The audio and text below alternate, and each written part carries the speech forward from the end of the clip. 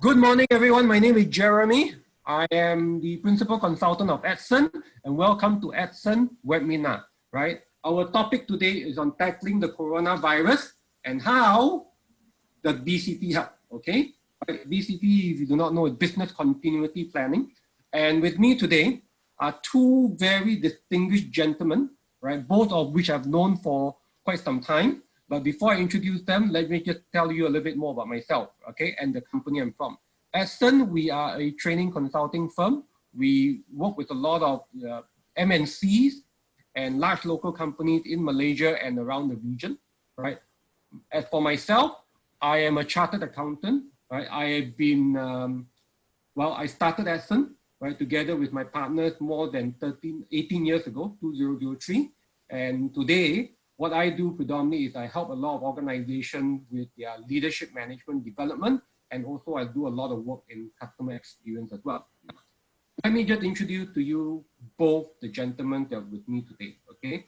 Very quick one. I've known Henry for many years. We have bantered, talked. He's even been in my conferences once, talked in my conferences before. And so, but I know him to be one of the premier experts of business continuity planning in Asia, okay? He is the guy you go to in Singapore whenever there's a big conference. That big conference on this BCP belongs to him. His whole entire team organizes it in Singapore, whereby I believe 2,000 to 3,000 people will go for it every single year. So this is a premier, expert. So please, he's here with us. Ask him as many questions as possible. Now, the interesting thing about Zorab is he used to be my client. Okay, now we are working together on projects. He is from insurance, he's from banks, so the whole shebang. So what I'm going to do is allow these two gentlemen to introduce themselves, right? So gentlemen, you've got about a minute each. Please do a great introduction for us. Let's start with Henry. Henry, let's go with you first. Thank you. Very good morning, everybody. My name is Henry E. I run BCP Asia. Right? In fact, we have a company registered in KL Central as well. Right. So don't just. I would like to actually exchange more experience and this on business continuity at the same time, not only on Singapore but actually also the current MCO implementation in Kuala Lumpur and in entire Malaysia, the impact. I've been doing business continuity for close to 20 over a year. And interesting thing is that every year, actually during the Chinese New Year, I always receive a lot of call from friends and partners for greeting each other for this festival season. But interestingly, this year, most of the time I receive the call is asking me how to do business continuity planning rather than doing this festival season greeting, right? So business continuity is a very interesting industry. I think for people that in the normal day, most people don't want to think about crisis because we always don't like to think about bad things. Yeah. But then when something happens, we'll think that why we didn't think about that. This is a black swan. This is a great diagnosis, right? Yeah. So it's something that very difficult to get business buy-in. But we shall look at how we can do this together better. Thank you. What about Zora?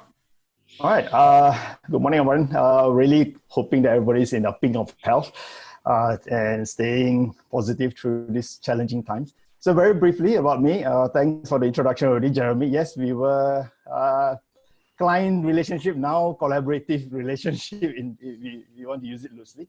And just to also give you an insight, I was a participant in Henry's workshop many years ago in Singapore. So this is also a testimony to him that we have put into practice what was learned and made it work.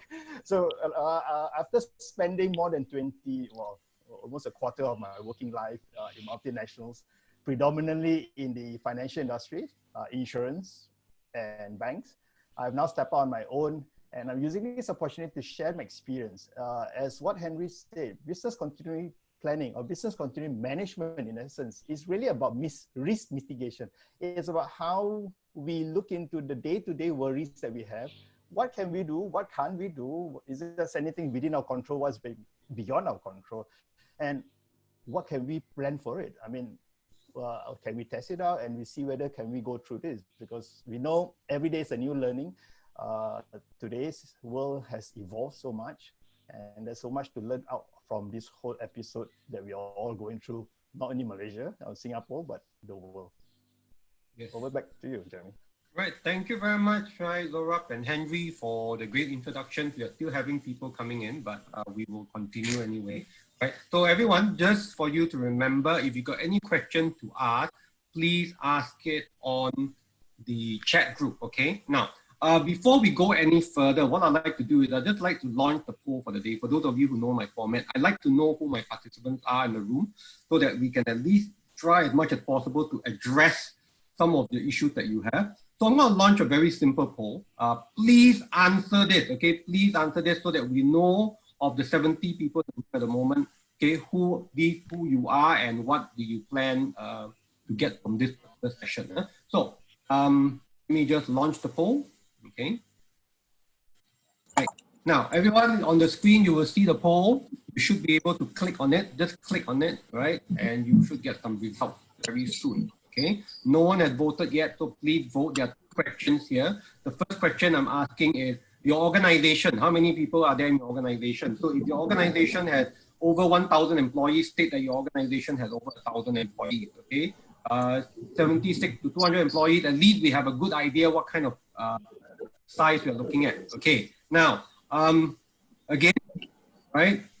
My organization preparation for BCP was, okay, 3% actually answered so far. What is BCP? Meaning nothing much was prepared, right? One says too sensitive to answer. Okay, so please answer. All right, this is a good question to start. All right, I'm just going to give you another few more minutes, a few more seconds, so that we can get more people into the room before we really begin. All right, I'll give you another 30 seconds. If you have not answered, please answer. Less than half the participants have answered. All right. Okay.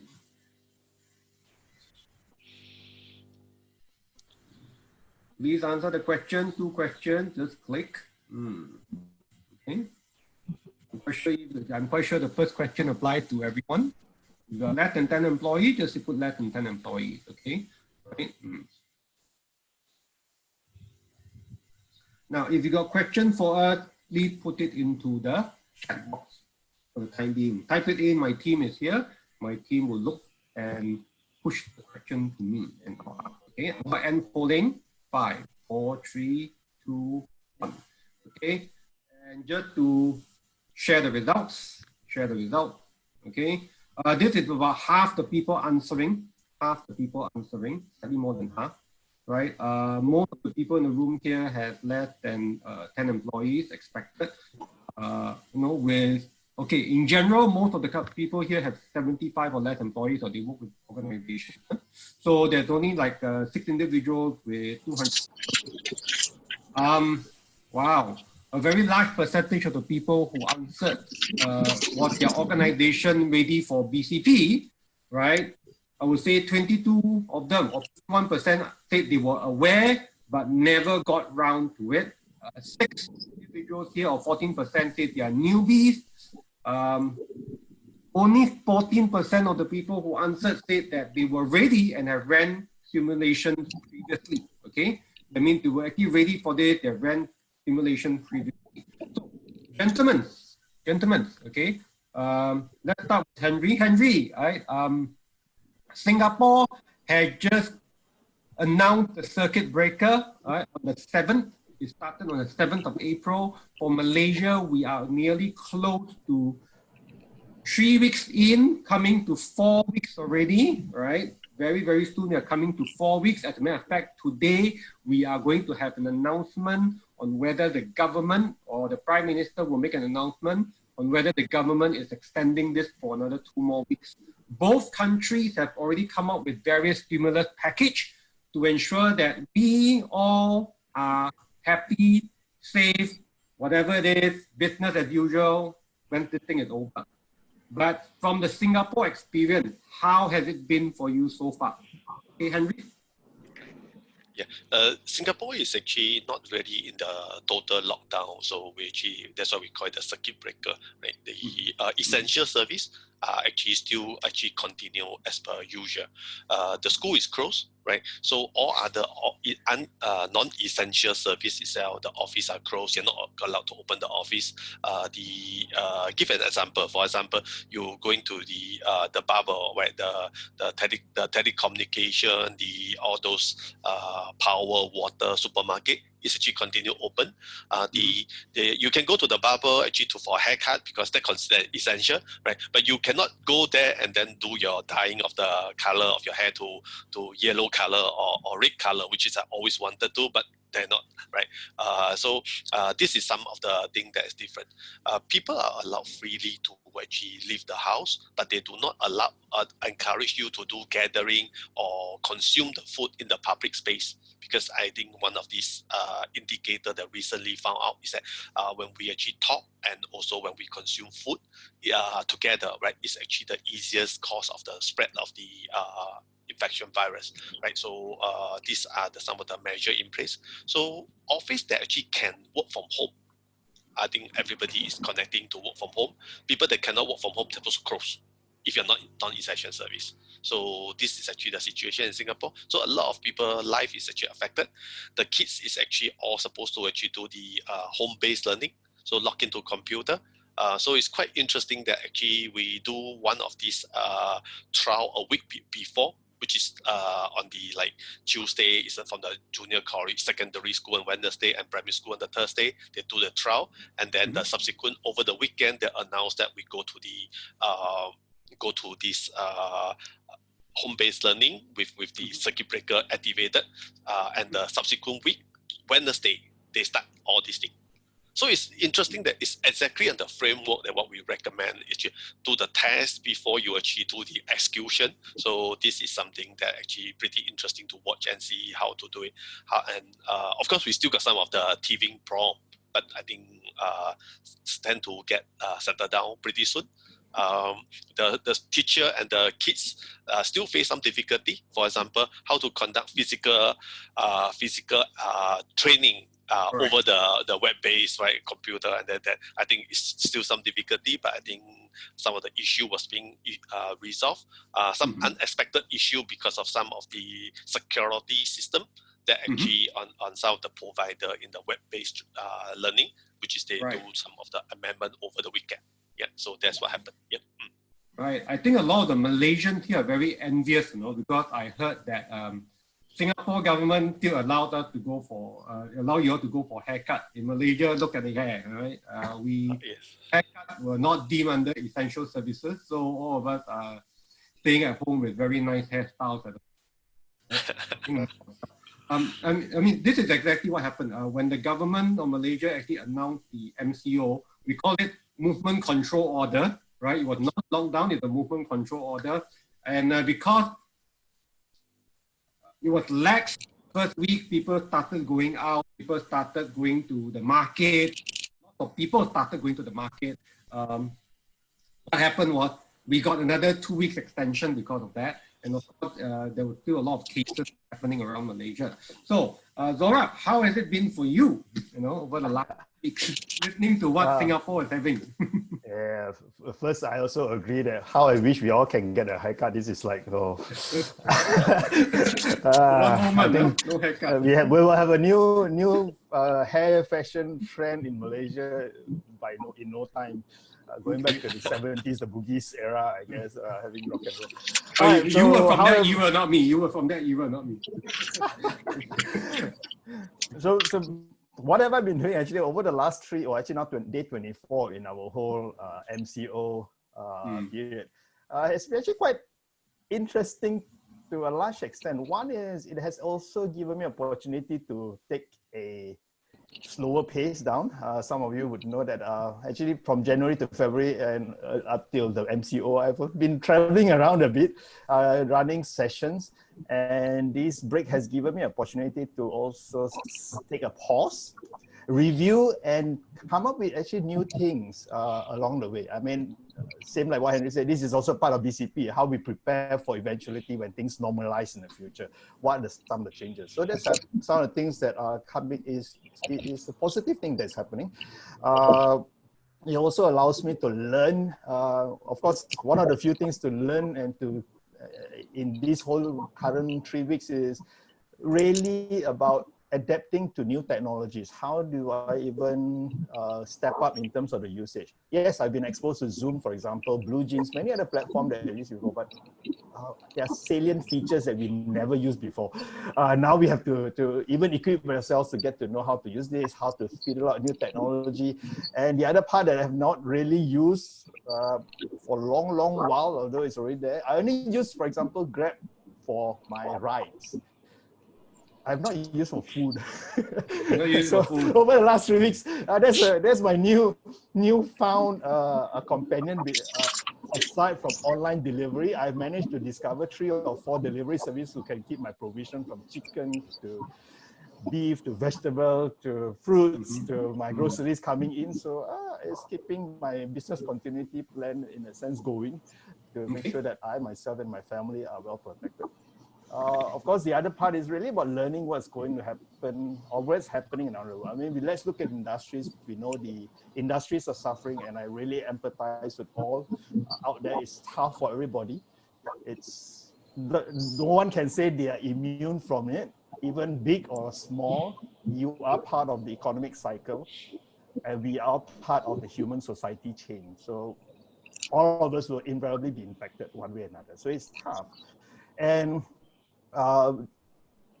the good thing is that we are now, I guess as a society, we are now beginning to appreciate what the government does. We begin to pay more attention to the press release, the press conference from time to time, really knowing what is going on. I think we need to give credit to the frontliners and those who are constantly communicating in this time. Henry will agree that this is you cannot run away from communication. Now is the time to over-communicate rather than to keep silent.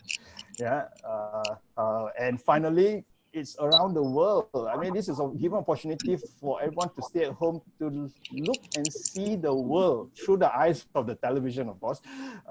How different countries are preparing, how countries are reacting to this situation. Not only on the people's side, on the medical, but also look at the economic sense of it. The stimuluses that are coming out, what is that helping? How is that going to impact everybody? I think this has been some of the exciting things for me over the last 3 or 24 days now. And I'm pretty sure at 4 o'clock or 5 o'clock today, let's brace ourselves for, well, a surprise. Okay, what's your prediction? What are you betting on? Are we going to be having another 2 weeks? Yep. Or not? Yep, money on it. Okay, 2 weeks. Yeah, I'm putting my money on that also. But not much money already, but still put money on it. Virtual money lah. Okay, right. So Henry, let's go back to you as the expert. Okay, can you please tell us what is BCP, and also, I mean, this is for the people who the potential people who are not very sure what this is all about. What BCP and how is it different from BRP? Okay, yeah. So maybe just go back a little bit on the fundamental portion. What is business continuity, right? Business continuity is actually look at what is the critical function, what is a prioritized activity that in your company. You have to decide what is really critical to you, and then decide that actually what kind of capability you need to continue to have during the crisis, and also what is a response time that you need to actually react to it. So take for example, in your organization, even a small SME with less than 10 people in the organization, that some of the business is your bloodstream, is your actually most critical operation to get you the good revenue or good profit to survive in the organization operation. You may have many other activity in the company to actually get the value-added service, so provide better service to your client. But those is something that you can do without. During the crisis time, during the when the resource is being contended, you have to ask yourself, which are those you want to continue, and which are those that you can let go. Yeah. So there's a business continuity portion.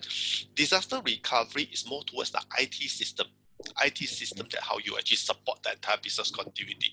So I'm not sure is it a lot of IT personnel in this this webinar, right? But basically in one liner, disaster recovery is looking at the computer, the information, how do we recover.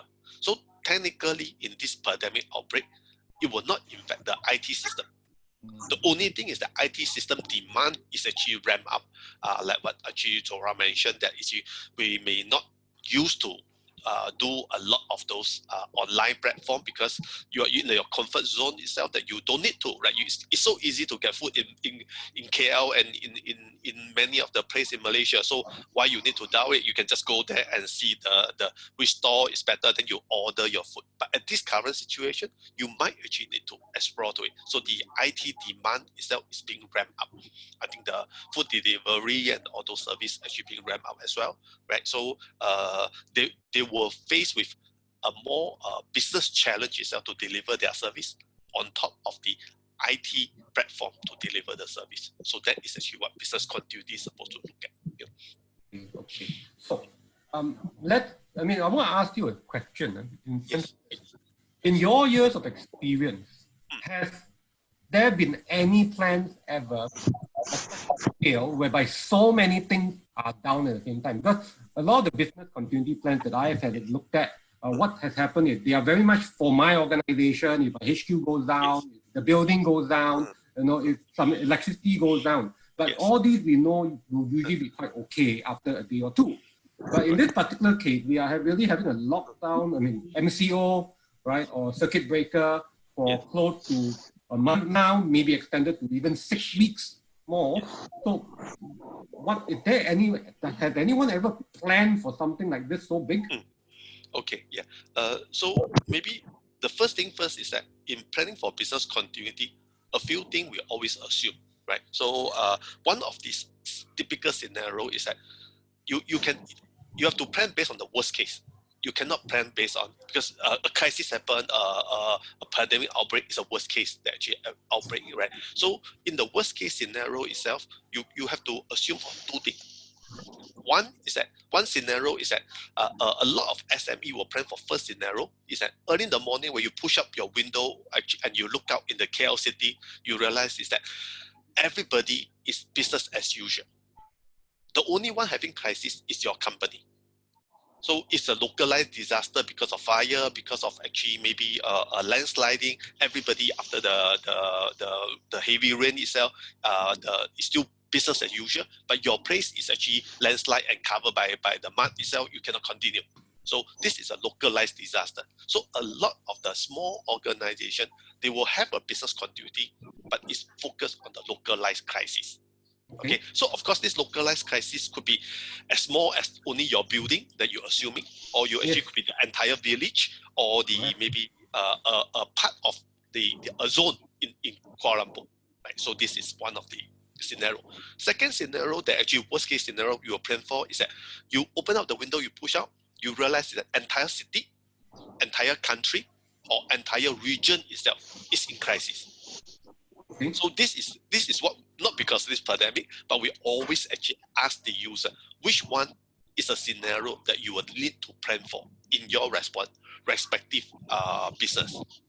So private sector normally will choose the first one, multinational company, and also government sector, emergency service that under the civil servant itself, they will choose the second case.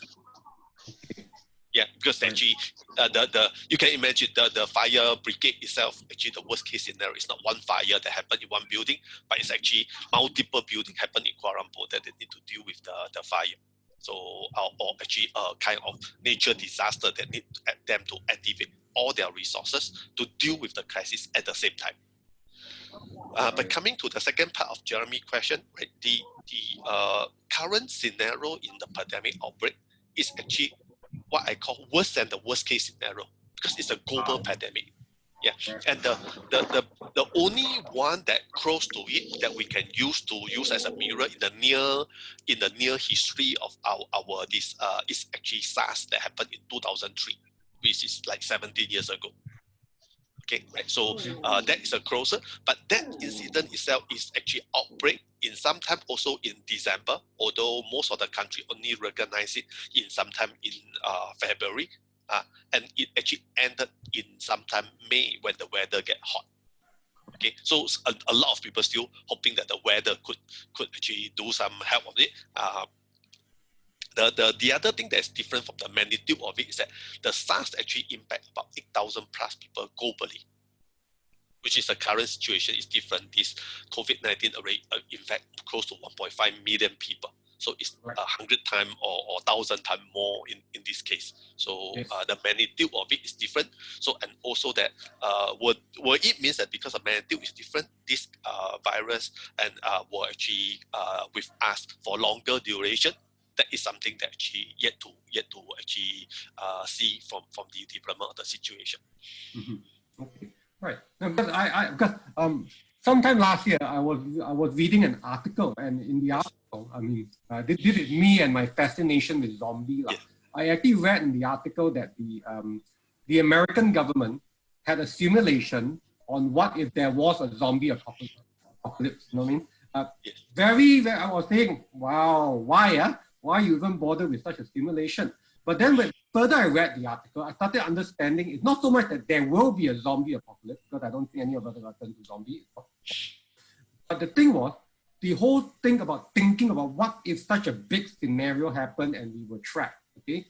To me, it was very simple. The last few weeks have been, it seems as though there's a zombie apocalypse. We cannot go out. We're all trapped in our home, right? The only good thing is all of us are not turning to zombie yet, okay? So Zora, what's your take on it? Because I know you have done quite a fair bit of work with banks and other financial insurance companies on BCP. So what is your take on this? Okay, so thanks to Henry for already laying the groundwork in terms of how the different phases, how the different scenarios are when we look at business continuity planning. There are a lot of things that have to go behind it. One, of course, as we all know, in any management leadership program, a plan remains a plan. Until you test it and until you execute, then you realize that, oh, okay, it works. Oh, okay, it didn't work. All right. So in terms of how well, to me, whether any organization, be it a multinational or even a global player that has got multitudes of locations worldwide and depends on a whole variety and range of supply chain, is there anyone who really got all this together? Chances are no.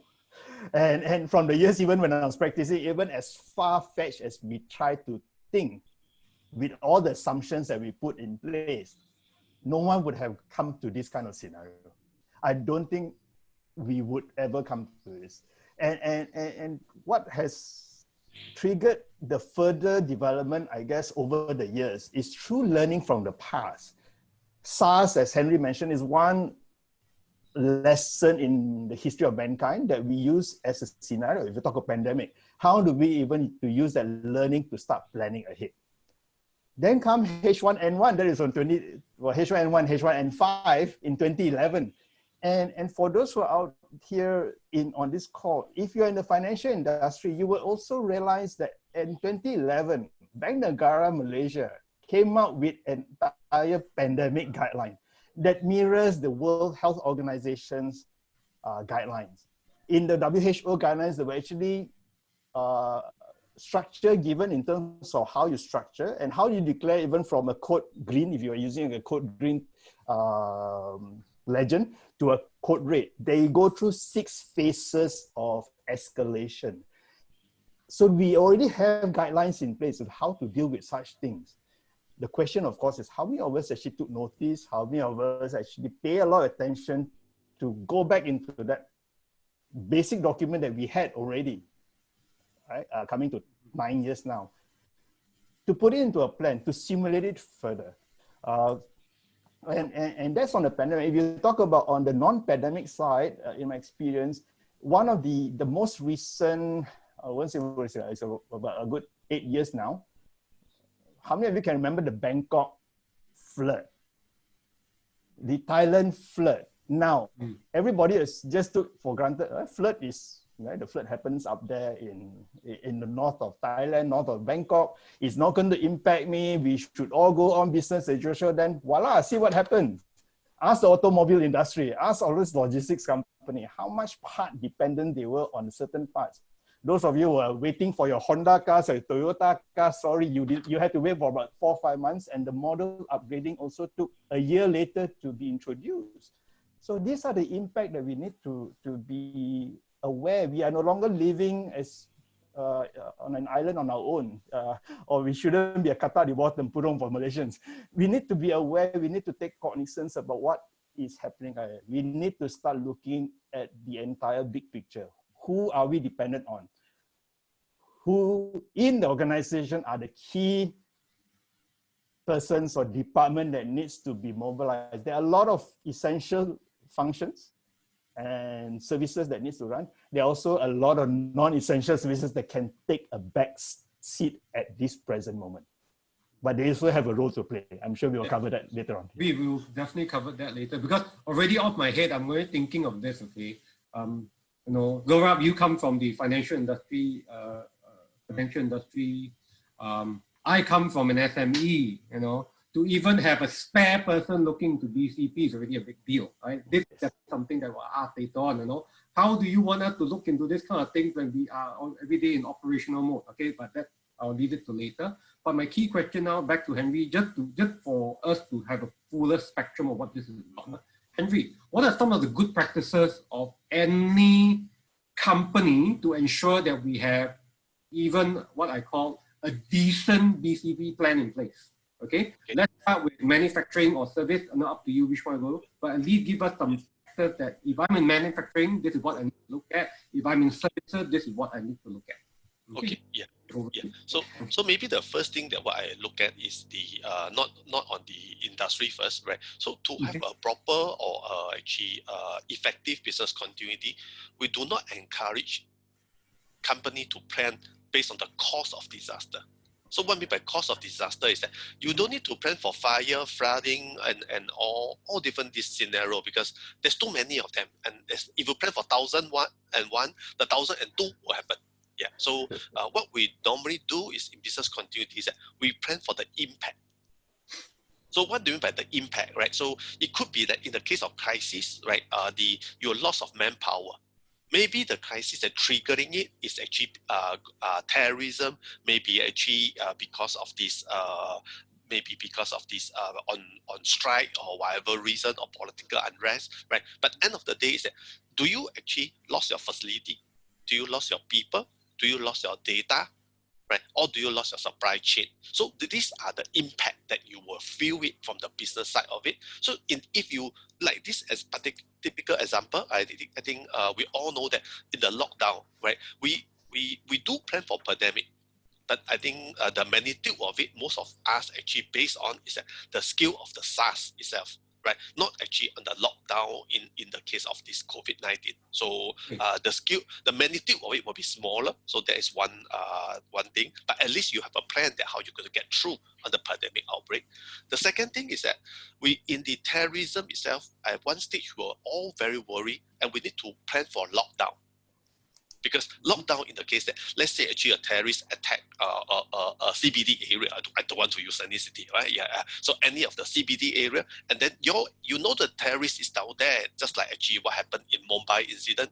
You're unlikely to ask your staff to evacuate. So most likely is that you will lock down in your company. So we do practice the impact of a lockdown in the organization. How do you continue in the operation? Which in this case, we end up using it for the pandemic. So what the really the gist or the most important thing that if I could give you one main takeaway is that plan for the impact of the business, and then in this case, regardless what the situation that happened, you could be actually flexible to apply your plan and then able to continue your critical and your prioritized activity.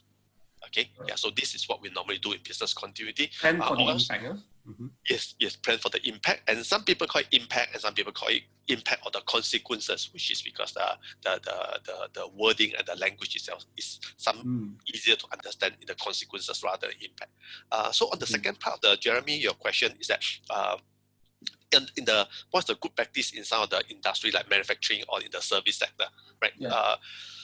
Manufacturing sector is very difficult for the recovery in the current situation, because actually the number one thing that we try to achieve is to reduce face-to-face contact, so that the virus and all those things will not actually the spread, right? So minimize the face-to-face contact. But most of the manufacturing, you need to come together, right? Not like actually the consultancy work that actually all of us could actually go back home and then do your own report and then come together virtually meet, right? Manufacturing, you cannot produce your goods actually at home, right? So they still need to do it. So a few of the suggestions that what the manufacturing, I think some of them that actually, because the shutdown in Malaysia is actually quite short time of the responding, you will definitely need to use this strategy when you come to reactivate, or actually when you come back to after the MCO order being lifted, right? So number one, you have to consider that how do you do split team in the way that I may have two different team of the people that actually doing different timing or different location. Like split team, like either some of us that doing shift work is a split team, right?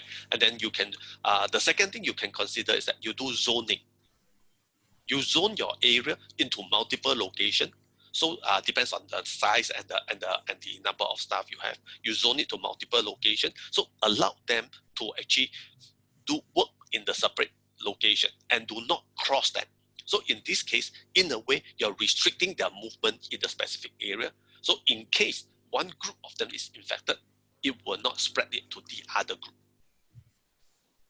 Okay, yeah. So the key thing down here is that you must actually plan for another outbreak, right? I'm not going to speculate, right? Because my job is to do business continuity. I'm not fortune teller. I'm not politician either. So I'm not going to speculate. Will they actually extend the MCO or not? But as a business continuity planner, we have to plan. Number one possibility is that they leave it. You're going to start work on after 14th of April. Yeah. So what is the plan you're going to do, right? And do you all believe that actually after that it will have no incident, no case? If once they leave it, there's no other case outbreak. If there's a case that outbreak in your location, how are you going to deal with it?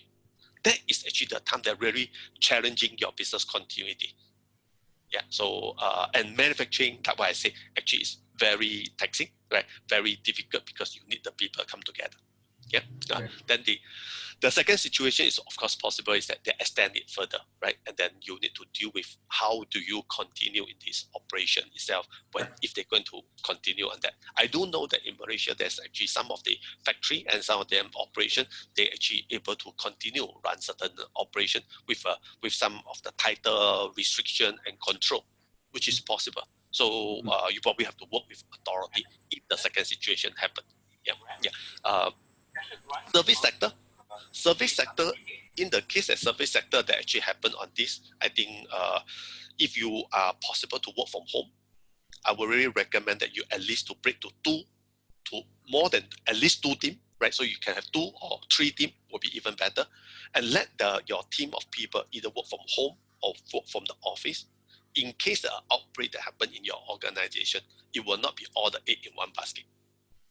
Yeah, and I do know that actually the service sector sometimes that you need a lot of face-to-face contact, but as the current situation, you have to rank the risk that either you're being locked down because of an outbreak in your office, locked down again because of the outbreak, or you want to take the risk of the inconvenience. Yeah, so that is something that actually in the business continuity that we need to really look at actively. Because even the MCO is lifted, there's still cases that actually happen, like what actually now, right? So this will continue, and you really have to plan for an outbreak that might impact your business. Okay. Right.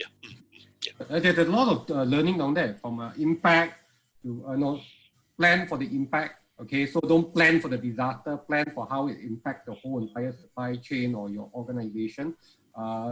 To look at splitting the team, look at zoning the team. And one of the things that we are doing, I mean, it's slightly different. In ATCEN, what happened is we have always had a small trading business, but because of this particular crisis, and we feel that there got to be a significant effect on our training and consulting business, half my team is actually doing trading of medical equipment and also things like face masks, things like bodysuits, all these, even selling what we call melt brown, melt blow to people, okay? So to companies. And what we have seen is from last week to this week, even for simple things, like, melt blown, what they do is it's actually the middle layer for all our face masks, very critical component. The prices of that had gone up significantly. I'm talking 40 to 50% of what it was 2 weeks ago. We've seen that price go up. So it's crazy what's happening out there. So even for businesses, as you mentioned, Henry, if I'm in manufacturing, I want to start work when we start work. Listed also maybe cannot. Why? Because I don't have any raw mat to do anything.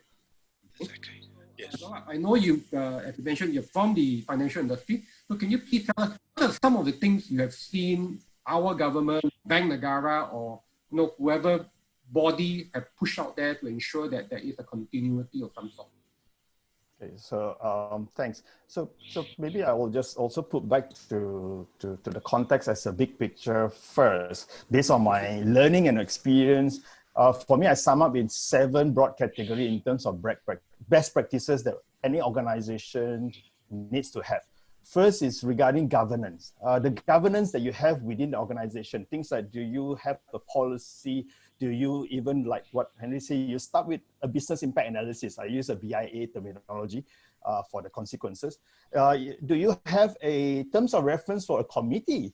You cannot leave it to someone by chance that you are now the BCP coordinator or BCM coordinator. No, you need to have a proper terms of reference. You need to have a committee that really religiously and with the auditors together be on top of things. So that's something on the governance side that we need to have. One.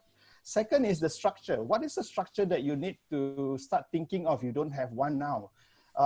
Is it the same senior management team if becoming your crisis management team, for example? It may not be. We know there are different qualities and different requirements for one to be in a situation that can handle stress.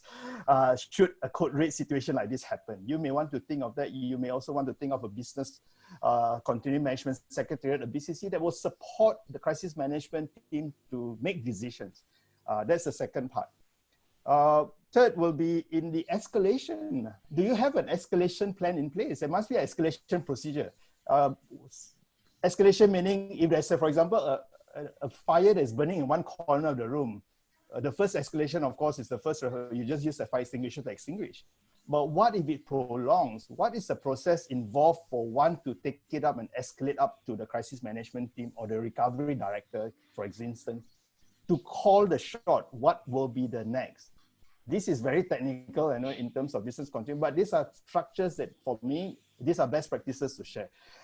The fourth area is regarding plan. So once you have all that, you need to start planning out. You need to draw the plans. You need to then do a dry run, or some actually do a little bit of combination of a simulation with some physical tests around it.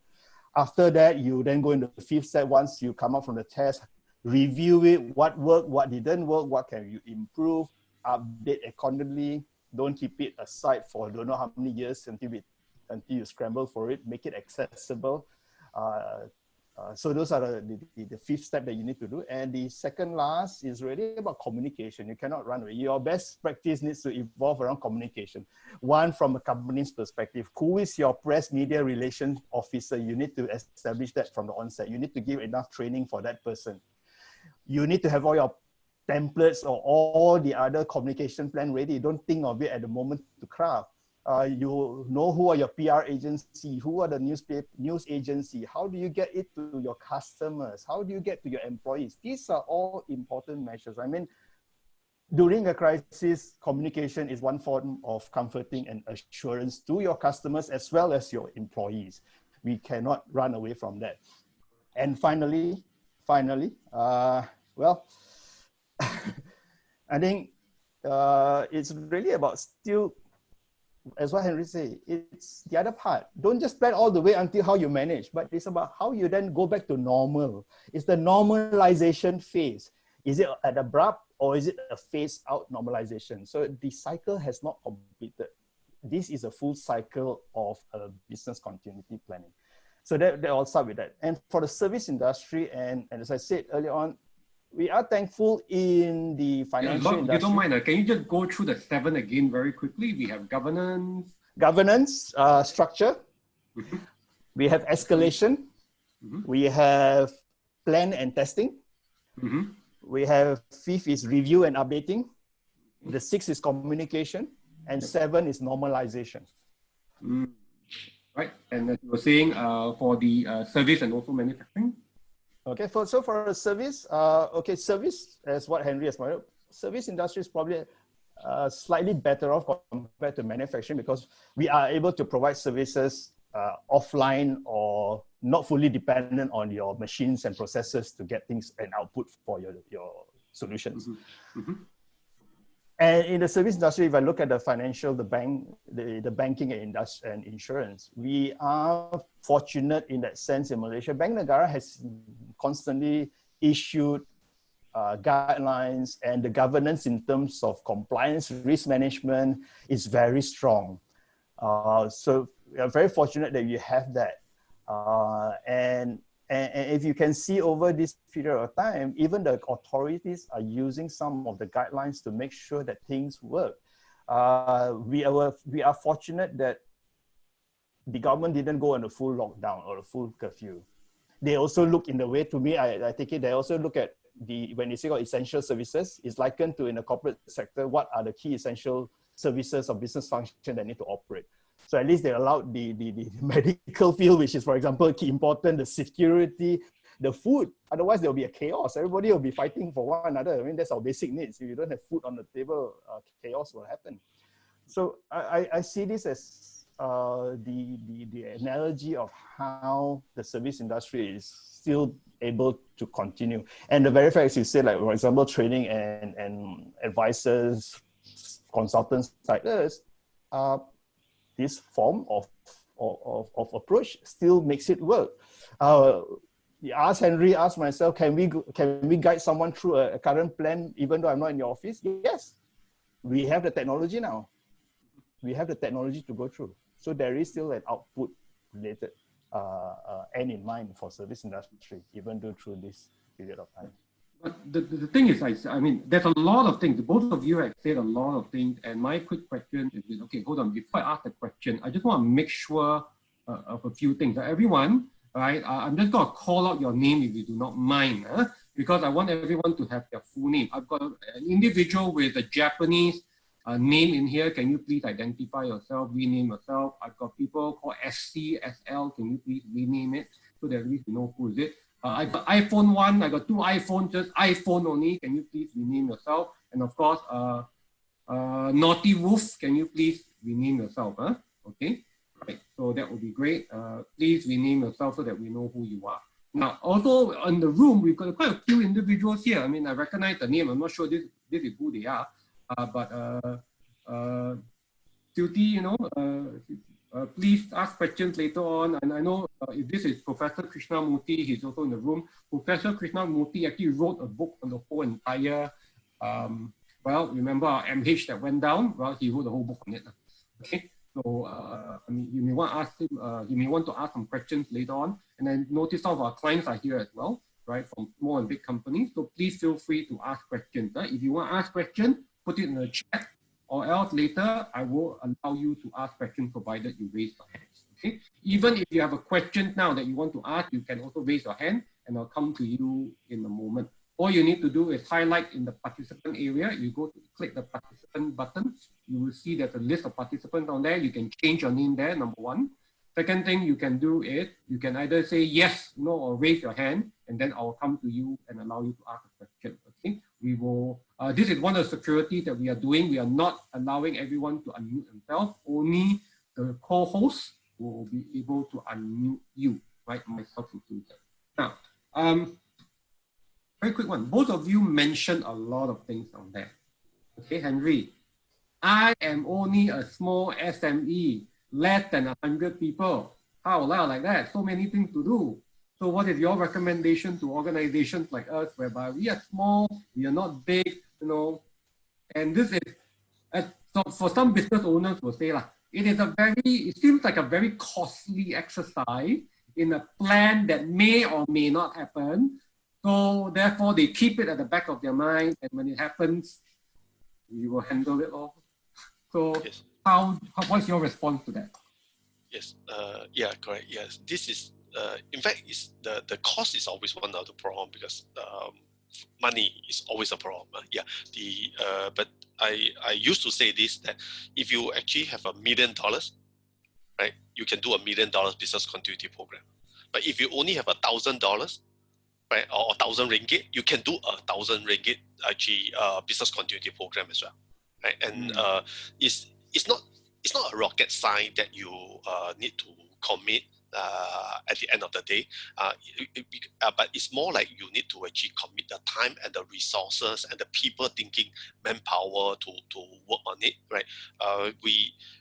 Two of the example I would like to share. One is that with one of the telecom company, one of the telco company in Malaysia, we work out with them. They're actually on the BCM program, and they take them almost like 10 years to plan for the entire infrastructure and all those redundancy. And we can all appreciate that in telecom industry, the infrastructure and all those things is going to be very expensive, costly. Yeah, and but over the 10 years itself, they can actually look at some of the equipment that they need to purchase earlier, some of the equipment that when they're going to stand down, but then it will be make sense to use as a backup in other locations just by swapping certain equipment that go faster, or actually retire it later. Right, so that actually will make a lot of sense. That you can imagine that when you go to 4G, right, some area that go to 4G, the backup of the 3G or the 2G equipment itself could be used for another backup and the other location. So in this case, over the 10 years itself, they achieve a very good business continuity program.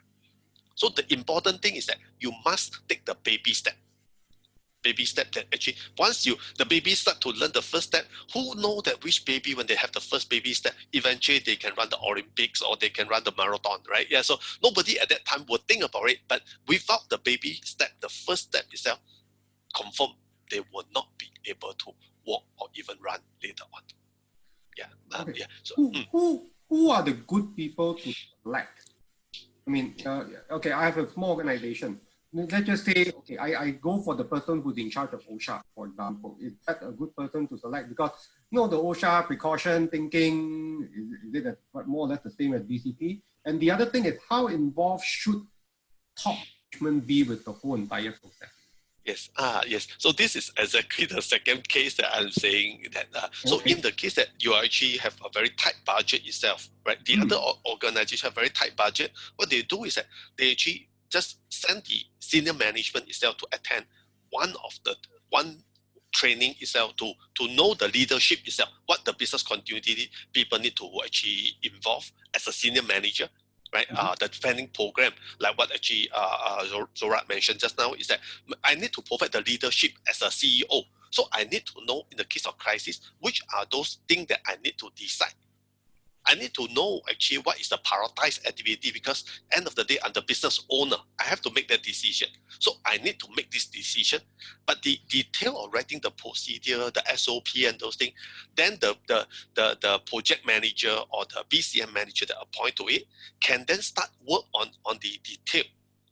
Yeah, but without the management decision itself, the project manager will be like actually chasing their own tail, keep running there. Everybody seems like actually it's important. Everybody said that they want this thing, but they couldn't make a decision. Yeah, so just to share on this thing is that the smaller company that we plan for business continuity is actually less than 10 people. But the owner itself see that in the case where they have a crisis, the entire business going to wrap up. They have been spending like 20 years in the business, in that industry, although it's a small organization. But if a crisis, they will actually just wrap up the entire business that they built over the 2 or 3 generations. So they built a business continuity program, and I don't think the budget itself is really that big, because it's basically send some people for the training, and then and now it's even better. A lot of the course and those things online and the web based, right? And from there they learn the gist of it, and then they do the discussion, and we help them to do certain review, and then they do certain implementation. Yeah. So okay. Since you're asking, time is where do we go? Yes. Where do we go? I mean, you said there was some online stuff. I'm quite sure you're Yes. running it. Yes. Just to give you some marketing point down here. So where do we go? Is there a website we can go?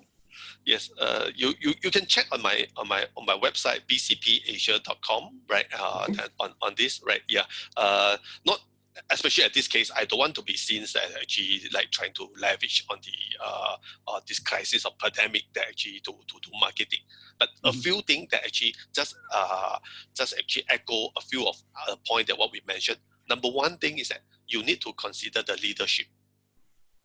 Right, as a senior management, as a business owner, what is your decision?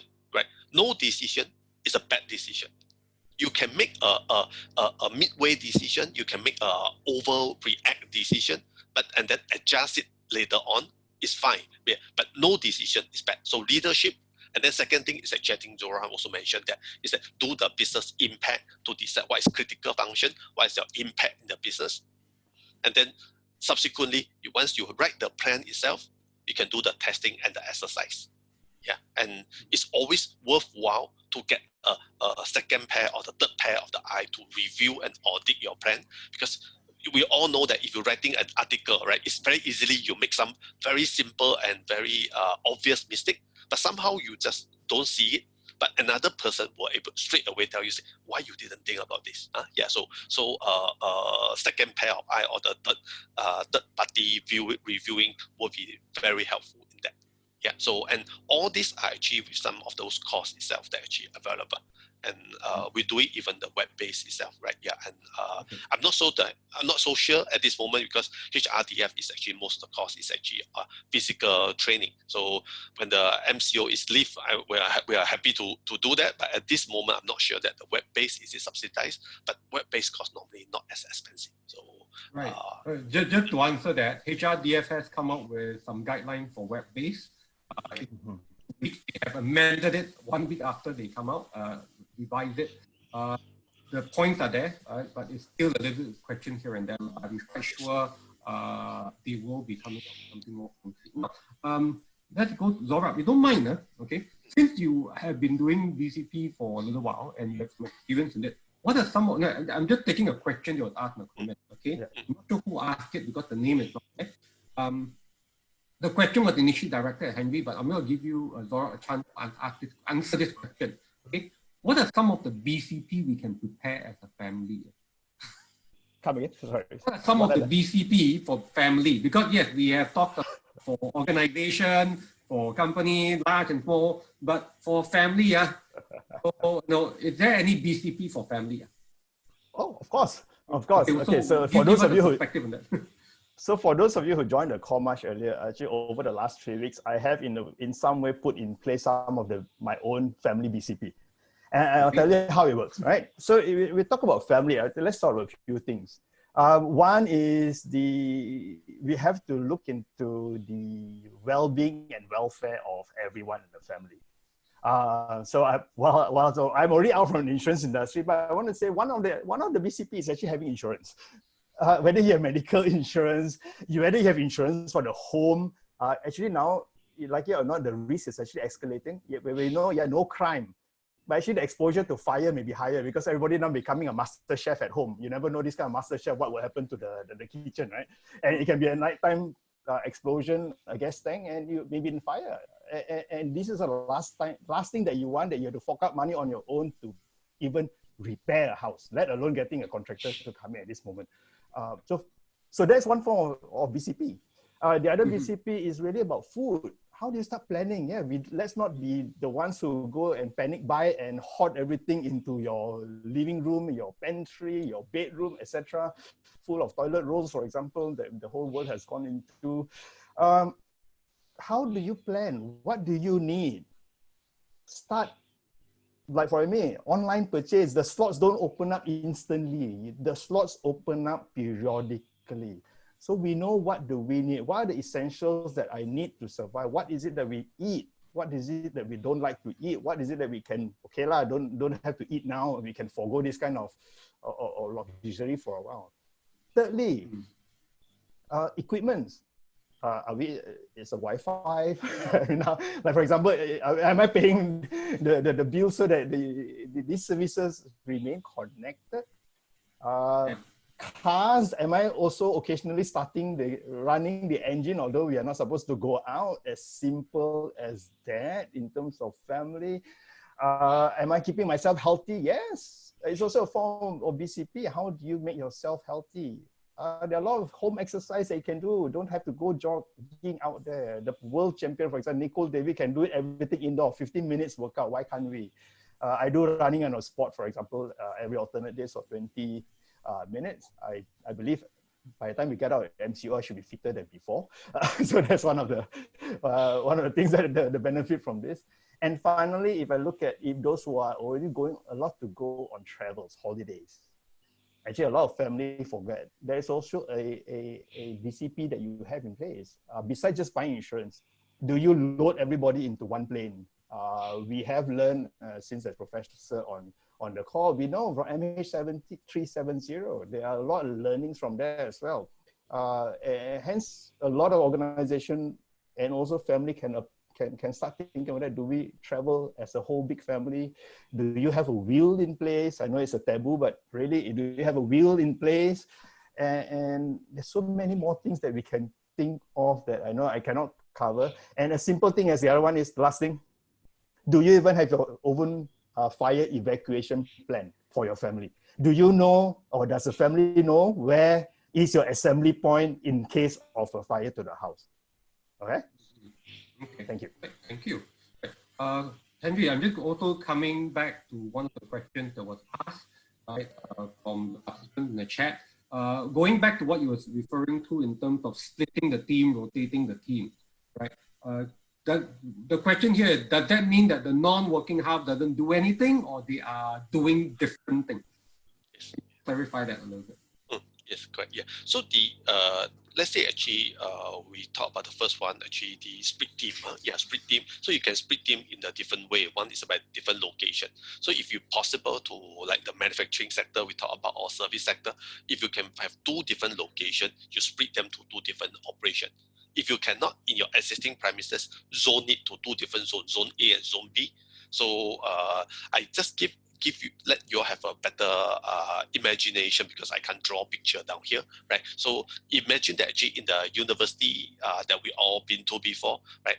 The engineering faculty will go to the canteen A, and then the business will only go to canteen B. So you zone them out. But in the normal day, they are freely to move around in the entire campus. So now you zone them, they only can do certain resources in certain locations. Yeah, so in this case, right, they will probably be have to do certain part of the work and then pass this work to the other party. So you can zone it by timing as well. So normal day, let's say you are actually not a 24-hour operation, you actually start work at 9 to 5 o'clock, right? Now you actually probably want to tell them, say, now we're going to start the operation at 6 a.m. in the morning, and you actually finish work at 3 o'clock.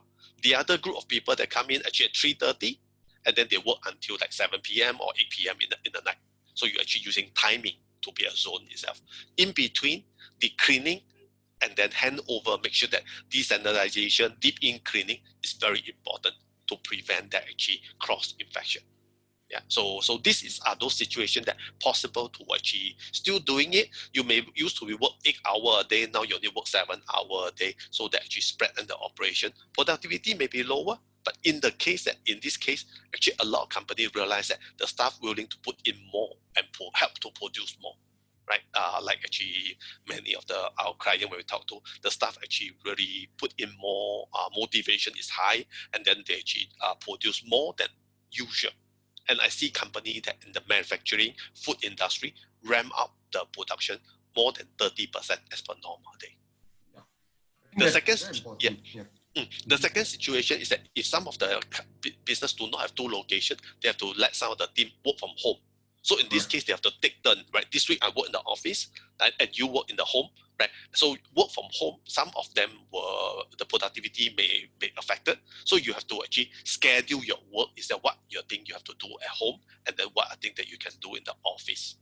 Yeah, so in this case, then you actually have a better balance, right? Yeah, bear in mind, it's business continuity, If your company do not continue, you don't have a job, and then we don't have a business to talk about.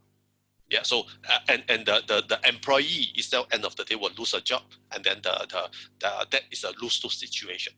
Yeah. No, I mean, so something that very valid that you brought up, and I remember this when SARS was happening. I was in a very big business process outsourcing organization serving regional clients.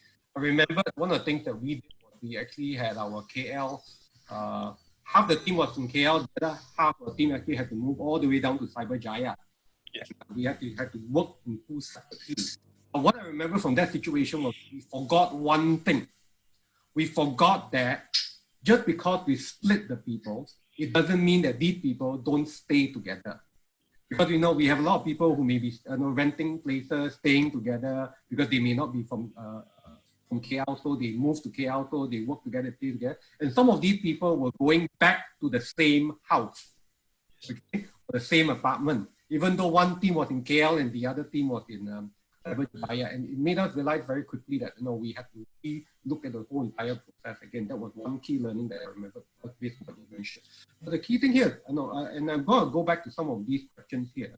Now, what you mentioned just now, I think that would be a very good application once even the MCO is lifted, because we just do not know whether anyone is a carrier for at least a few days after that, okay, or maybe 2 weeks after that. It may be something they want to do, because what we do not want is everyone to go back to the office just because MCO is lifted, right? And then, before we know it, someone happened to be an infected person showing no symptoms, and suddenly half the office is again on lockdown, okay? And you remember what's happening in Malaysia, some of the places that are really in lockdown, the army had put barbed wires around the whole entire apartment. Why? Just to prevent those individuals from leaving. That's something that we do not want. Now, so back to Zora. Zora, you mentioned the 7 points, and right, Shasmin, right? Shasmin, a very old friend of mine, right? What he mentioned is this. Shasmin asked the question, okay? Well, a lot of things down here. For an SME now, what should I be focusing on? There's a lot to focus on, right? So it's already happened. So what should I be focusing on? Zora, you're on mute. Yeah, sorry, I just unmute because there was noise coming Okay. out Yes. from my neighbor. Okay, so taking on this question, so can I assume that there is no BCP in place? I think you can. Okay, so if you don't have a BCP in place, it's not all doom and gloom. There are help outside your own organization, outside yourself. There are already a few people here on the call, for example, that you can reach out to for help already. Taking first baby steps, as what Henry said, we have to start small. If you don't have, take 1 hour of your current time away and put down a blank piece of paper. Start looking at what is going to ensure that my business survives. Put that out first as the end in mind. Then you work backwards. What are the components that's going to make it work? When you start doing that, you'll be able to see, hey, this area, I need this person. I need this supplier, for example. Then you go to the next question. From there, how do I now put in place something that to ensure that is still operating even at this current moment? So for me, that is the one basic thing that you can do first. This is the really fighting fire now. The fire is in front of you, extinguish it as best as possible. Now is not the time to come and start thinking of different scenarios and how do I prepare for the next plan. Put that aside. That's for me, is put that aside. Now it's really about fighting fire. Look at what is your end game in mind. Trace back the steps that get to the output. Based on each step, who are the stakeholders, who are dependent on each stakeholder to make things work, and see what do you have in place. Do you have an alternate supplier, for example? Do you have another alternate workforce that can help you out in this situation? Do you have access to another, like what Henry was saying, another third party pair of eyes, second party pair of eyes that can help you, or even someone just to talk to in this instance? SME association, you have a network of a lot of business owners. I'm sure this is a time that everybody will come together to just talk. Nothing wrong about talking. If you don't have an answer, it's fine. Just talk it out, speak it out. Somebody in the room may be able to help you out as well. So that would be what I see as the most practical thing that we can do now before everything comes back to normalcy, which, as you and I know, we will never have a crystal ball as to when that will be a full 100% normalcy in our lives. I just received a WhatsApp saying that the Prime Minister will be announcing at 4 p.m. today whether we will be having an extension, right? Like it or not, otherwise whether I lose this bet or I win this bet, right? I'd like to treat the both of you to lunch sometime or dinner sometime whenever both of you are in town. Okay. Virtual lunch, is it? Henry, I know you come down once in a while, right? Now, Henry, what are the plans? I mean, Zora has started a little bit on this, but what are the plans for normalcy? Okay, because I think once this is over, everyone wants to go back to something deemed normal. But because for Malaysians, the lockdown has been so long, there is actually a lot of new normal now. Okay, as a matter of fact, my partners and myself were having a big discussion yesterday. And we were even asking a question, after working on this for like 3 weeks now, do we really need an office? So that was even a question that we were asking ourselves, because we've gotten so used to just working from home. And, as Ken, one of my partners, mentioned, it's so nice to be able to work from home and every hour just go and say hi to the kids, It seems good. It seems that we can do something to pick up. So how do we get back to what we call a new normal? So what are the processes, procedures in place in BCP that can be implemented to get back to that new normal as quickly as possible? So I think regardless what is the announcement at 4 p.m. actually today by the Prime Minister, we have to recognize a few things down here. Number one, after this COVID-19 itself, the world will be different. For one very big thing is that, like what Jeremy mentioned, your boss, your wife, your kids, right, and your partner will start to ask you that why we actually used to do it, the previous model that your business operate, and during the COVID-19 or pandemic outbreak that time, how much is the difference? Cost and effectiveness versus comfort, and also versus actually the output itself at the end of the day. So I think while we all of us thinking that going back to the normal, I think the after the pandemic that actually outbreak, right? Even because when the MCO is live, doesn't mean the pandemic is over. It's just actually MCO is live, right? You will still see that actually a lot of cases that actually happen. You have to be prepared, right? Which is very difficult. I think a lot of us human being, not only Singaporean or Malaysian, nothing to do with that, but it's human being. All of us always will actually think that we might have a luck down here. So, but you have to prepare in the business continuity. An incident that outbreak in your office, like what actually Jeremy mentioned just now, outbreak down there, end up the corner of the area, the barbed wire, the whole place, you cannot go in, cannot go out, in your neighborhood area or in your office. So that is actually one of the things that actually really risky, that we when the MCO is live, multiple cases still happening, right? And you have to plan for. So that is become one of the worst case you have to plan for after MCO is live, right? And if you think that actually I won't be so unlucky, right? And my luck is actually always is quite good, then it's not a business continuity, right? You have to plan based on the worst case, and then if you cannot take the risk that everybody being locked out, then why actually even the MCO is leave, you try to go back to more normal life that people can go out. But do you want all the staff to come back to office? Do you want, Jeremy, do you want to see Ken in the same office and have a lunch with him, then end up actually both of you being locked out at the same time? You say, I cannot take the risk for this case. So then, not Ken for 20 years, don't need. Yeah, so you say that let's do this lunch or this drink later on, right? Yeah, or we probably can have the virtual drinks and those things now and then. Yeah, so this is a risk versus what actually you will be executing it. Where I really like actually to catch up together with all of you to have a drinks and have a lunch together, right? But at the same time, the risk versus actually the reality. Yeah. So and I see a few of the places being locked out, and then when they release it, especially in China, they actually will have this revenging actually on the action itself. Right, you're being locked up for 14 days, locked up for 30 days, right? Then the next moment when the door is open, everybody rush to the tourist attraction. Everybody rush to the casino. Everybody rush to the shopping mall itself.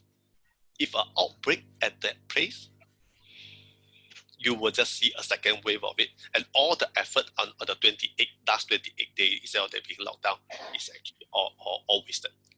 Yeah, so that is the big danger of it, and the business will not go back to normal immediately. Even the MCO is leave tomorrow. Correct. Okay, so you have still have to be planned for the worst case. Yeah. Everyone here, please remember that. Even if the MCO is lifted tomorrow, business is not going to go back as normal. The worst thing you can do is have everyone from your office go back to the office, and all it needs is one person there or some neighbor that you pass by, and that neighbor happened to be an area, not much signs, nothing. And before you know it, your office is again locked down. And before we know it, we are back to another 14 days, 1 month from now.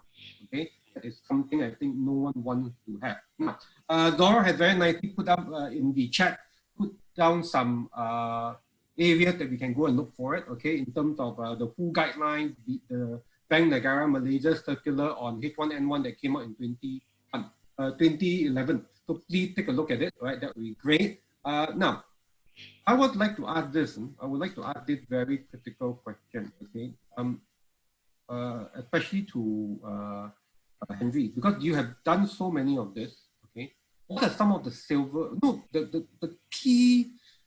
After all this has happened, I mean, I'm quite sure you've seen a few disasters over a time of consultancy, right? What are some of the silver linings that come up from this after that is over? Okay, what has the company learned? What have people learned? You know, any good thing that you can come out, at least there's some bright light at the end of this. Okay, yeah. I think especially for this COVID-19 itself, one of the silver lining actually on I see is that a lot of them previously is not open to some changes, right?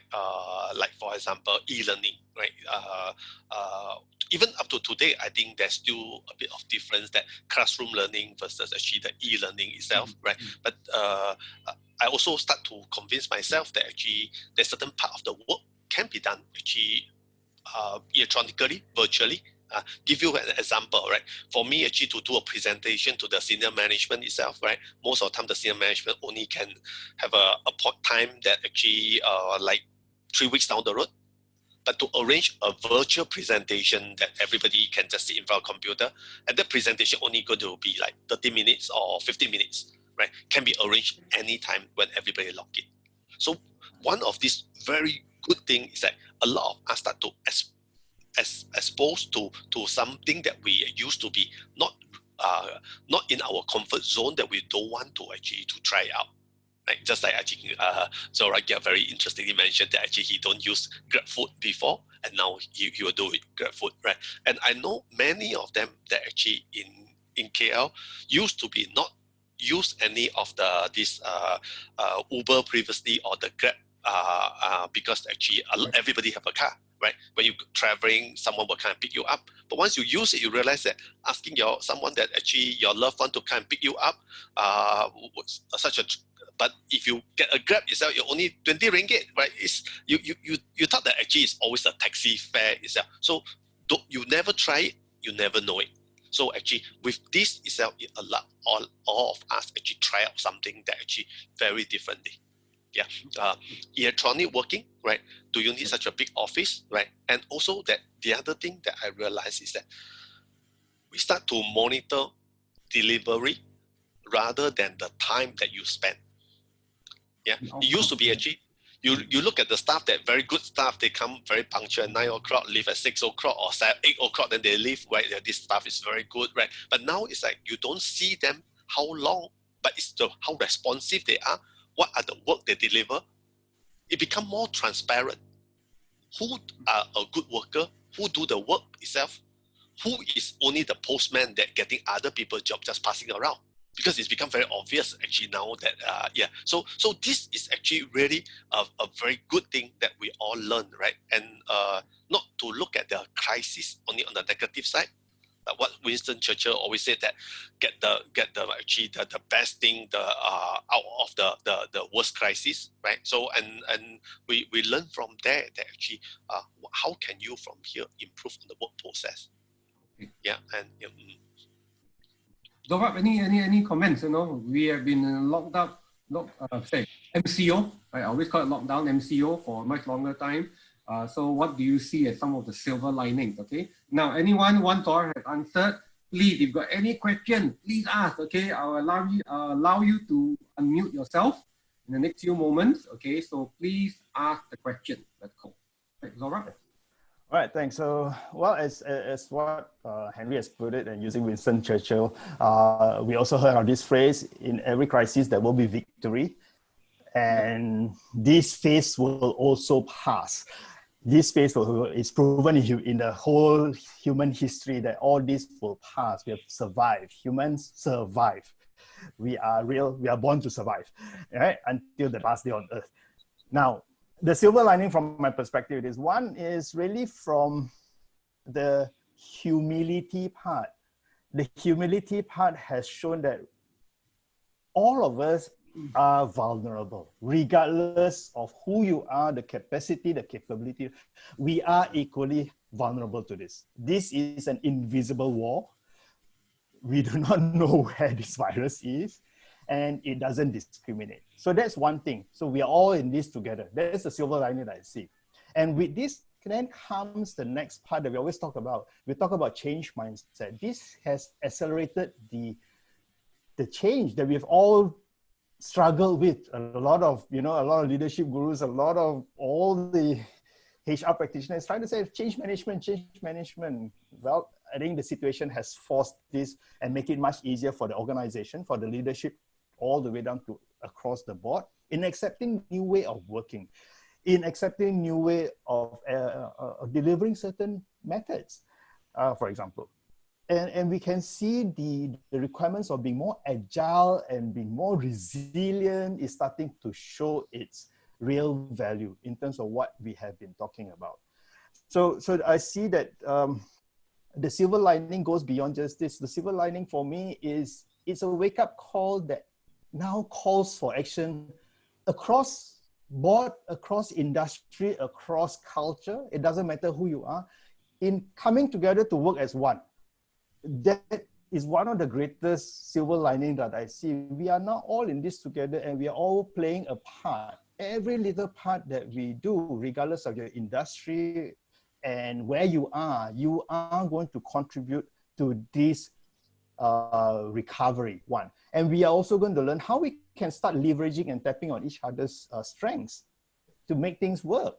I see a new economic model. If you talk about the workforce, I will see more adoption of a blended workforce where you have more independent, skilled, experienced workers with you on a singular or limited engagement, for example, versus your core permanent team. Going back to Henry's example, yeah, you may suddenly realize that you actually have a lot of postal people within the organization that you do not need anymore. Right? You only need a few certain experience and those with the relevant skills coming at a certain time. I also see the change in terms of adoption of technology. Something that we've always been feared about. It takes away my job. Well, too bad.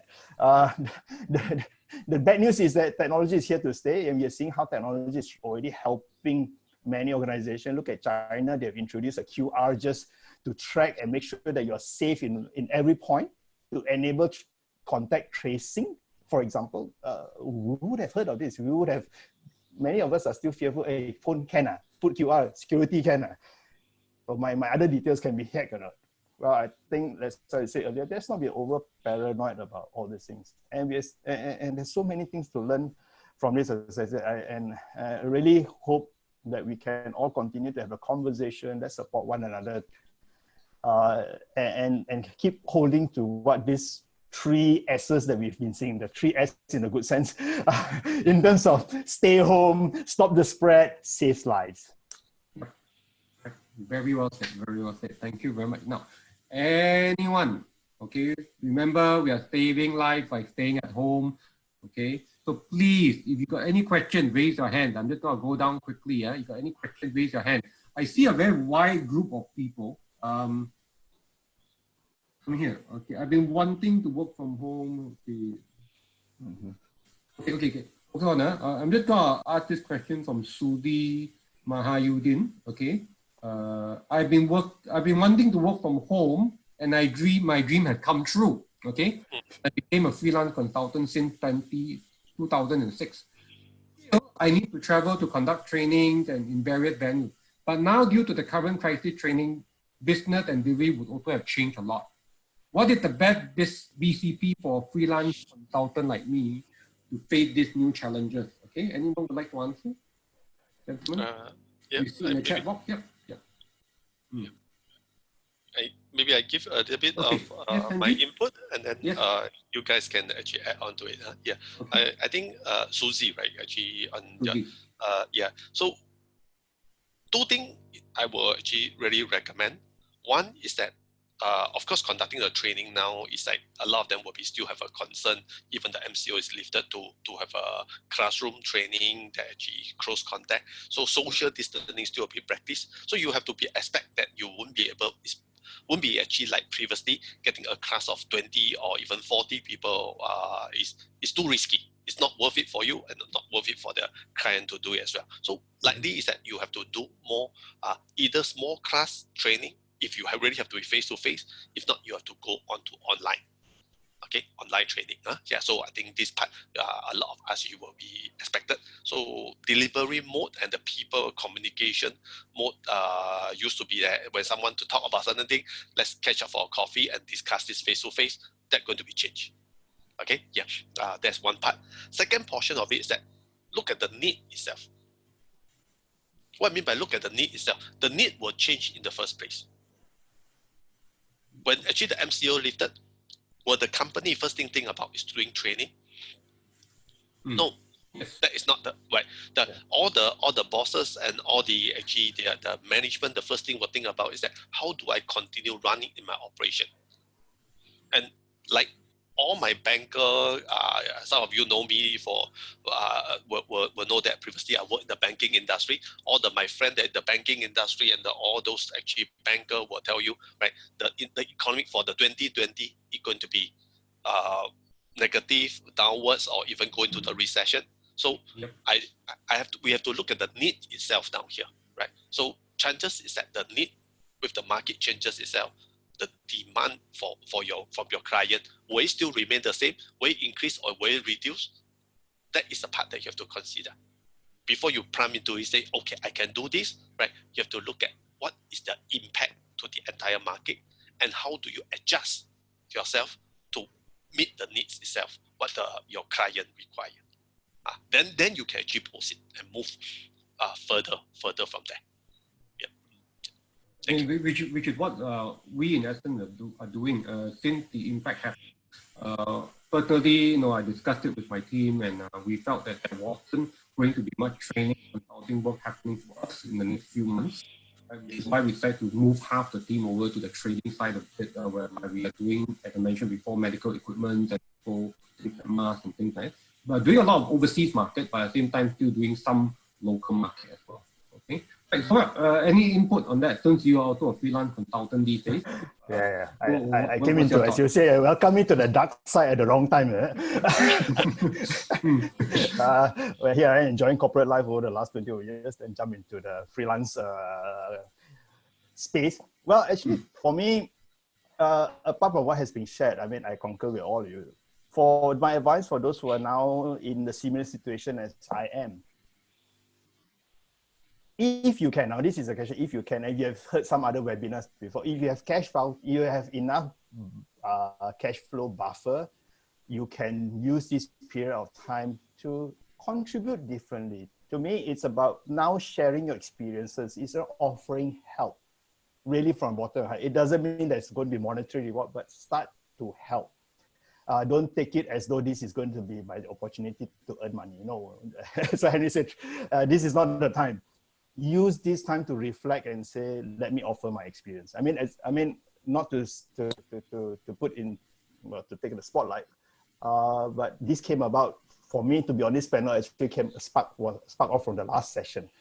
And we talked about how we can recover. And I told Jeremy, hey, look, I have my years of experience, not being a consultant, but actually the one who is running and managing the entire business continuity management plan, from doing the business impact analysis all the way to even have to call out the plan, because we actually had actual scenario that was planned for it that happened. A fire happened and cut off the access to a building.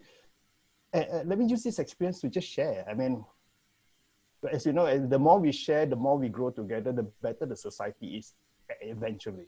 Let the rewards come in later.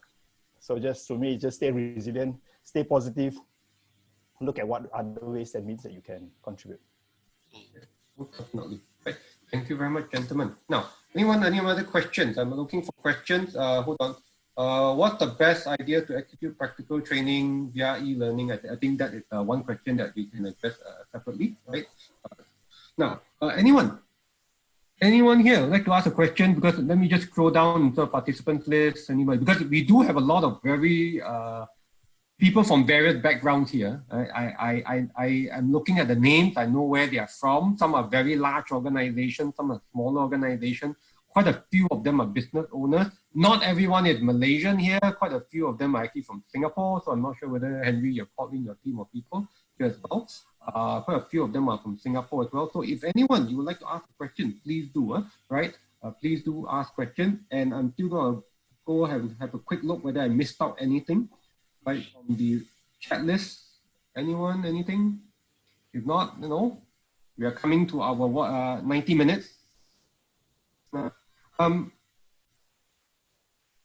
My question to you is this, Henry. After this whole incident, okay, if I'm a BCP person, I'm the one planning for BCP and making all these details out. What do I plan for next? I think, have we covered the whole spectrum, or is there something else like a zombie apocalypse that you think will happen next? Okay, because I think this black swan event that we had really changed the world into a new norm. Okay, things that we did not foresee happen have happened. It has really accelerated a lot of things that we did not think would happen. As I thought, actually, sometime 2 months ago, during this time, I was actually in a room with 30 participants, of which 15 of them were actually CEOs in listed entities. Okay, these were the C-level people, of which 10 of them were CEOs in listed entities. I'm not going to mention names here. But the thing is, this was exactly what we were talking about. We were talking about a black swan event. We were talking about business transformation. We were talking about the need to accelerate IR 4.0. The industrial revolution is here. 4.0 is here. We need to do that. It's just that what I saw over the last 1 month is that what was supposed to happen in 2 to 3 years down into a month, and it just blew the whole white door open. That I feel not only organizations are going to change, whole economies will change. So as a BP person, what is the next thing? Because it's not just getting the company back to normal, but also what's the next big thing? Because let's be honest here, the Malaysian economy is going to be reducing by 2%. So from a 4% growth, we are talking -2 now. So it's actually a shrinking of the whole economy. We are seeing news already of people saying they're unemployed, as I mentioned, and we are going to be seeing some massive unemployment once MCO is lifted. So if I'm intending to do BCP, what would be my next step? Anything we should plan for? Yeah. A few things down here I think we should look at, right? The first thing is that if you have planned for what we mentioned earlier on based on the impact, we wouldn't be able to actually forecast or actually have a crystal ball to see what is the next crisis will happen. But if you have planned for the impact and the consequences we mentioned, regardless what actually happened, you still will be able to protect your business, the most critical operation, and able to continue. Yeah. So in fact, I want to share a few of these points before we actually end of the day. Is that number one is that although we mentioned about it's a black swan or actually the grain dino or actually events, which is slightly different because the black swan itself is more on something that actually very seldom happen. People that actually cannot imagine that actually will happen. The grey dinos is actually something that actually when the dinosaurs actually especially the one that in grey color, when they get angry, actually it's a deadly event, right? So when they normally actually don't strike, well, once they strike, they will actually can even overturn a car. So it's a deadly incident itself, right? So in this case that we look at, if we have 2003, we have actually SARS the outbreak. The pandemic outbreak is it something a black swan? Right. And also in 2005, actually, at that time, the U.S. President George Bush Jr., after reading the Spanish flu in 1918, right, he actually, and seeing what happened in the SARS, he actually instruct the White House plan for the global pandemic outbreak. And in U.S., every president that took over the seat itself, they have to actually take part in the exercise, 6-hour exercise to simulate global pandemic outbreak, how US government will actually need to react to it. We're not going to talk about actually did Donald Trump actually take this very seriously or who didn't take this. I do not. There's a lot of the news on the internet. You can do that for the gossip section and those things later on, right? Yeah, but the thing is that this is something that actually expected, and there's actually multiple sources. But the only problem that we're facing is that, did we take it seriously? Did we take it serious enough to prevent the business? I think some of the questions that actually just now some of them asked, I'm a small SME, how should we continue, right? I actually confidently say that if you even have 1,000 ringgit, you can do 1,000 ringgit business continuity program. Yeah, and for this, if you just focus on COVID-19 itself, right? Like what Jeremy mentioned, right? We actually design actually 2 of the webinar section, 2 hours each, and provide you the template, and you can go ahead and plan for your pandemic response plan. Not the whole BCM, because at this moment I think a lot of them want to do that, and I happy to extend that. Actually, we do that with our client. I'm happy to extend that actually to actually extend and also your contact in this group, right? And you start work on it. The biggest investment, I mean, other than the 200 or 300 ringgit itself, is your time that's most expensive. To work on your plan that you want to continue. Thank you very much, Henry, for that. Much appreciated. Please, you can put it in the chat group or just email to me, and then I will email to the. Okay, Zora, right? Yep. Anything from your side? Oh, so for me, going forward for BCP or the practitioners who are going to be in charge of looking into this important critical piece of an organization is this.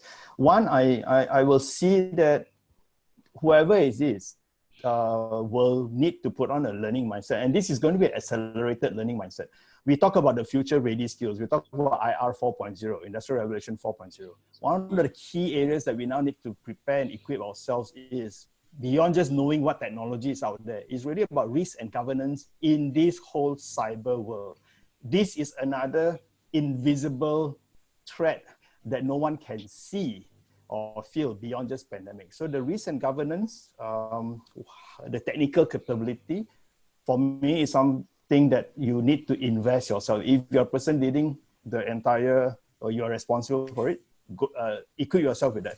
2, continue to explore, fiddle with technology out there. Do not be so afraid to test out. There's so many RFID solutions, for example, that can help you track where is your stuff. Or you can also just have a solution of just getting over it, just turning on their GPS location and keep on checking. You know exactly where they are already. There are technologies that can help you, for example. There's also 3D printing that you can go for those in manufacturing. Start thinking about 3D printing. Every home can now be a manufacturing segment. We have known, I know I got friends here who actually help out in designing the shield from home. and managed to get it to the hospitals. So it's all used 3D printing for some, and some actually assembling from home. I know a local university has designed a 3D printer that print out the entire mold offsite. So those are things that we can begin to be more, let's say, aware and discover and be ready to adopt them, be technically skilled. And the other part when I talk about is really about who should you then start to focus on going forward. I think you cannot run away from the leadership capability, the awareness. You need to equip them with that. And the other five areas in organization you need to focus on to get them equally on board to the leadership level of the entire awareness and preparation is really HR. You cannot run away. You play an important part. People's lives is at stake. This is really where you really show that human capital is what you believe in, that people are your asset.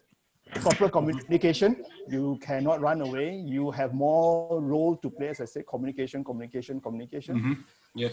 IT, you cannot run away. Yes, it may not affect you, but you need to look at readiness. Do you even have the access for your people to work off-site from home? I know there are companies who may have the best, but unfortunately, they cannot support the current situation because they didn't think about the access. They think about the security, for example. Mm-hmm. The fourth player, your customer service. Everybody has got a customer. How do you train them? How do you get them to entertain calls? How do they respond? Is equally important. And finally, your entire procurement or administration team. Where do they get supplies from? How are they going to procure certain things? All this, you need to equip these key areas. All right. And at the end of the day, as I said, if we have all this in place, people still comes first.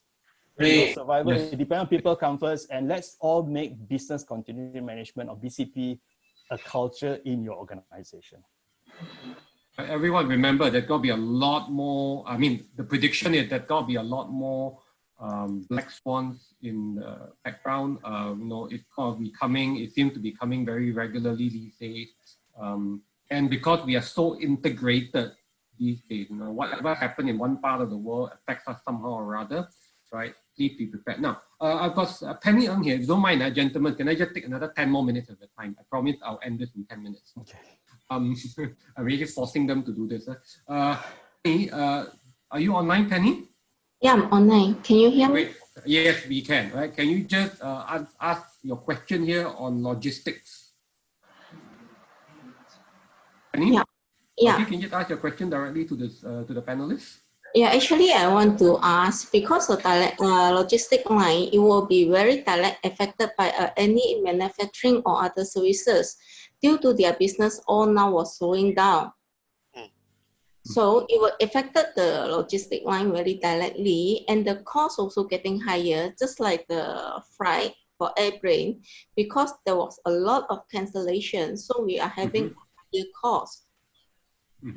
So this might be affected our cash flow very directly. So does you have any idea that we can solve out this kind of problem? Because due to the customer was work in-house, maybe our payment also will not get on time. Okay, right. Yeah.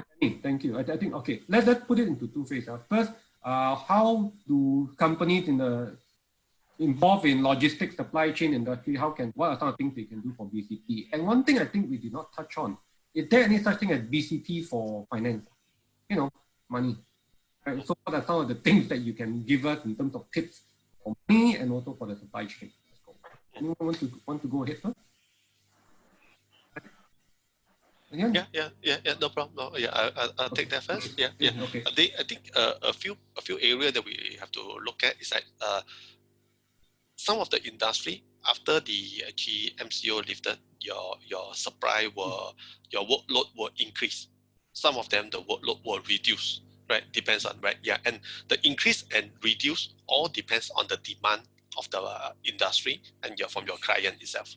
Yeah, and from the China lockdown itself, after they lifted the lockdown for the whole country, or that just yesterday when they lifted the final city in Wuhan, right? You see that some of the sector, the price shoot up significantly because they actually have made a loss in the last 2-3 months and actually no income. So at this moment, actually all the price shoot up.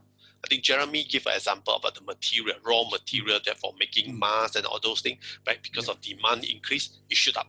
So you have to look at actually on this prospect, right? When a lot of when the passenger traveling reduce, airline will start to cut the price. But when airline actually start to cease the operating line, left only with some of the one that's still flying, the ticket shoot up. So this is supply and demand. I'm not the best person to teach you in supply and demand, but for the supply chain and business continuity, this definitely will affect us in the business continuity prospect. So you need to actually talk to your client that if their volume is actually going to increase, are you actually because of like the air ticket going to reduce, or because of the travel, the flight going to be cancelled and then going to shoot up, right? So that is something that actually you need to manage your cost very carefully. So we wouldn't be able to do business continuity for the finance prospect, but you definitely will need to actually to consider the impact of the loss of the revenue, impact of losing of customer. Certain money, the cash flow will be slower. That impact you definitely have to be considered on it. But I can't teach you how much money you need to actually keep, where to invest, place to invest in those areas, right? To get the maximum out of the equity market, or actually in the investment. If you're looking on that, I have a lot of ex-colleagues in the banking industry. You can go and contact them, right? Make money or lose money is really up to you what to believe, because existing market is actually too volatile for any speculation. Okay, yeah. So a few things that to consider. Number one, supply chain. Supply chain will definitely disrupted, lifted. MCO supply chain, you think that you will come back immediately, and people will grab on those things either, but your customer will be still around out there now. Supply chain to consider. Number two, cyber security. We're doing a lot of extra tasks in order to track the safety and the security of all those people traveling. Like in China, was tracking the mobile phone movement, right? Back 20 years ago, when I worked in the telecom industry, we already can track individual mobile phone movement with the repeater.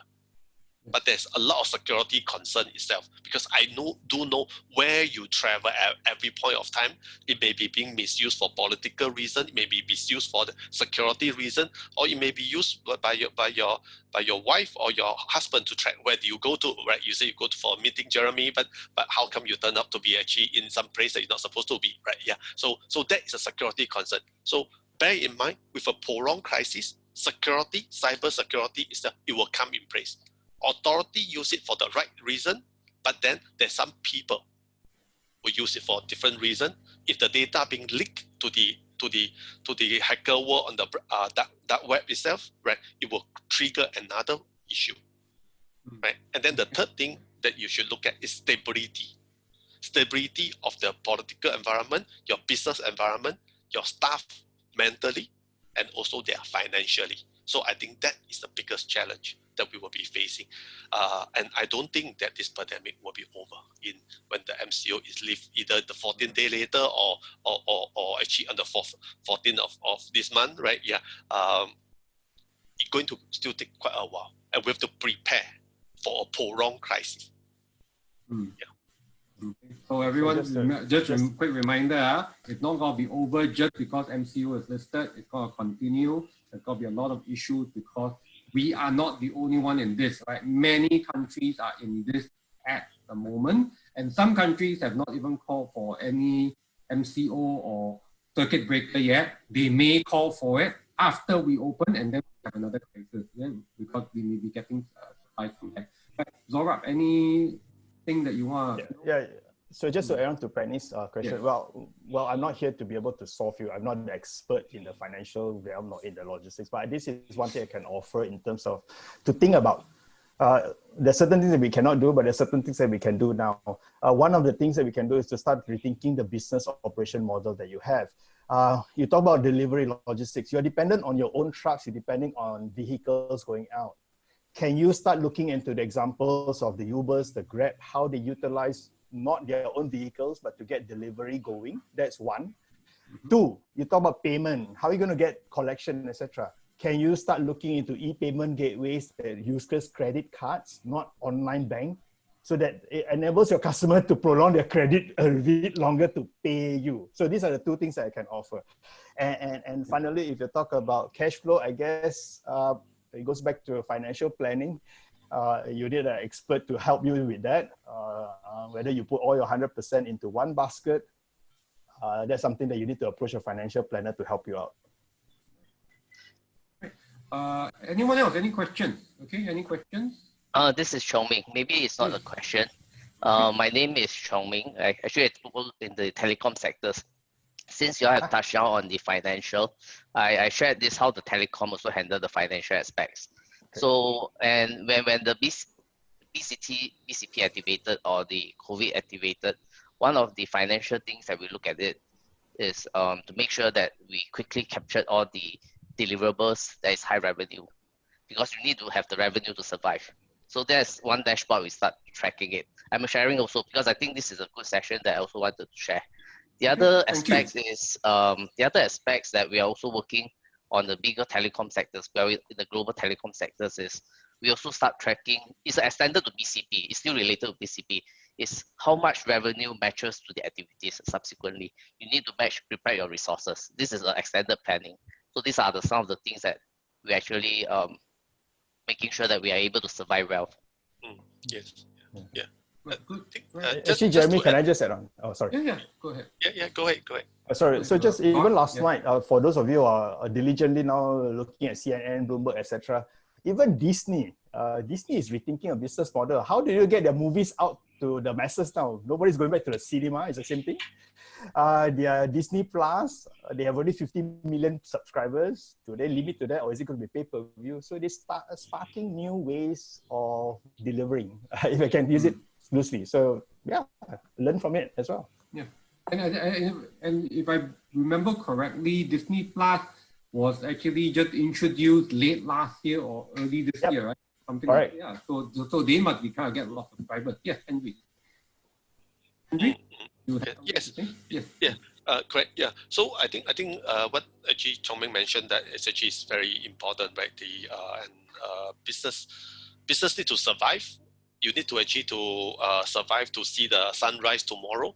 Then you will be able to enjoy the sunrise or get through the winter itself. And financial, staff morale, energy, and also the workload itself is something that to keep them going, make sure that actually they actually occupied. Then they actually, if not, then next moment they'll start to looking for a job. Without the people, you cannot survive as well. So this is very important portion of it. Then we also need to also think about in this kind of crisis itself, how to actually make sure everybody is actually stay united, right? Actually, and then help each other in one way or the other to especially when we come to the prolonged crisis itself. And I hope that actually it will be like SARS. By the time they reach May, the hot weather itself, it will disappear. But then that cannot, because you're hoping it, and then you just actually plan for this, which is not the worst case scenario. You still have to plan for the worst case scenario, which is will be a prolonged crisis. Yeah.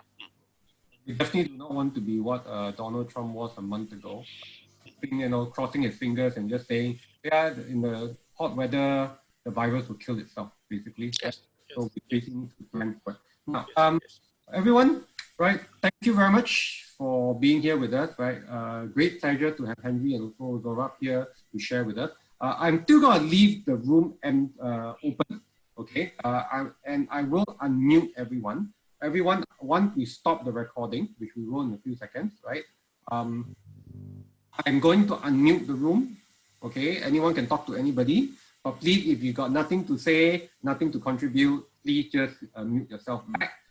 The key thing here is for us to have any discussion off recording, okay? Right? With that, I'd like to say thank you very much on behalf of the ATCEN team. Once again, thank you, Henry. It's a pleasure having you all the way from Singapore, live streaming to us. And of course, Zorab, thank you very much. Always a pleasure to have you with our session, because you definitely have a lot of things to input for us. Right? So I am going to stop recording now. And to all the participants, right, all the people here, it's a pleasure having you. Okay, Chong Ming, thank you for your question. Penny, thank you for your question. I see a lot of other people here as well, clients and things like that. Thank you very much for being with us this morning. And let's hope for the best in the future. Right, with that, can we stop recording? Yeah. Thank you, everybody. Thank you. Thank you. Stay home. Yes. Yeah. Thank you.